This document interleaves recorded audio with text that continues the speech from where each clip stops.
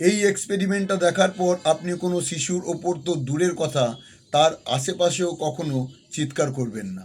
এখানে দেখানো হয়েছে একটি শিশুকে একটি টেবিলের সামনে বসানো হয় এবং তার সামনে কিছু খেলনা রেখে দেওয়া হয়। শিশুটি কোনো রকম দুশ্চিন্তা ছাড়াই সেই খেলনাগুলো নিয়ে আনন্দ করে খেলতে শুরু করে। সে খুবই খুশি থাকে এবং তার মুডও খুব ভালো হয়ে থাকে।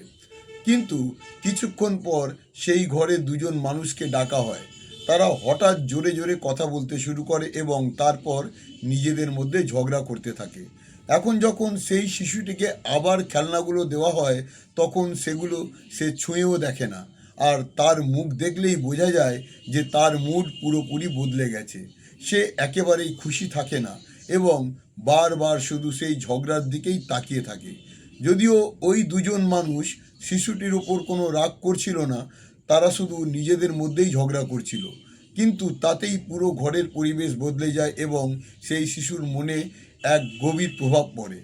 কিন্তু এটি শুধু একটি এক্সপেরিমেন্ট নয়, বরং সেই সব অসংখ্য পরিবারের গল্প যেখানে বাবা মা প্রায় নিজেদের মধ্যে ঝগড়া বিবাদ করতে থাকে।